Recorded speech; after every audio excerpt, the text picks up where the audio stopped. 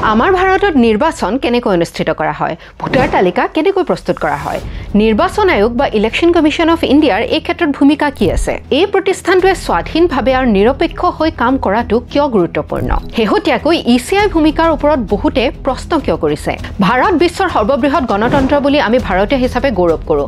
আমাৰ সমীপৰে ওচৰ চুবুৰীয়া দেশ বহুতো গণতন্ত্ৰ হিচাপে জন্ম লৈছিল যদিও একনায়ত্ববাদ বা বিশৃংখলতাৰ মাজত সেই দেশসমূহ শেষ হৈ গ'ল। সেয়া লাগিলে পাকিস্তানী হোক, বাংলাদেশে হোক বা ম্যানমাৰ। কিন্তু ৭৫ বছৰতকৈ অধিক সময় আমাৰ গণতন্ত্ৰ সুদৃঢ়ভাৱে থিয় দি আছে।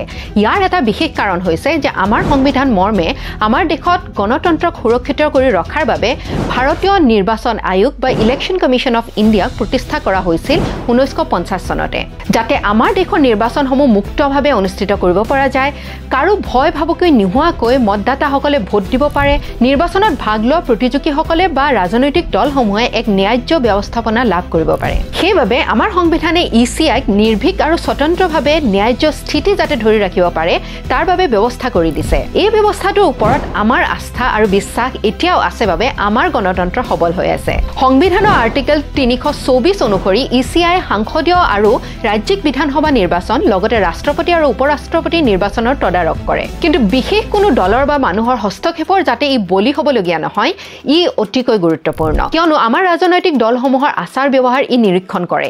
নিৰ্বাচনৰ পূৰ্বে আচৰণবিধি বা মডেল কোড অফ কণ্ডাক্ট ই কাৰ্যকৰী কৰে।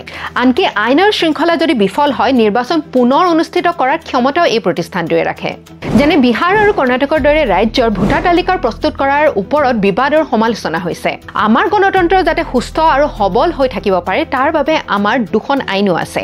ৰিপ্ৰেজেণ্টেশ্যন অফ পিপলছ এক্ট, জনপ্ৰতিনিধিত্ব আইন 1950 আৰু 1951। যিহেতু আমাৰ দেশ আমাৰ গৌৰৱ আৰু এই ব্যৱস্থাপনাসমূহৰ ওপৰত আমি সচেতন হোৱাটো খুবেই বেছি প্ৰয়োজনীয়। কিন্তু অভিযোগ আহিছেই মানে যে তাত সত্যতা আছে তেনে কথাও নহয়। কিন্তু আমি এই ক্ষেত্ৰত সতৰ্ক যদি নহওঁ, আমাৰ দেশৰ গণতন্ত্ৰ দুৰ্বল হৈ পৰিব। সেইবাবে ভিডিঅ'টো যিমান পাৰে শ্বেয়াৰ কৰিব। সুস্থ সবল গণতন্ত্ৰ এখন জীয়াই ৰখাৰ দায়িত্ব আমাৰ প্ৰত্যেকৰে আছে। জয় ভাৰত, জয় আই অসম।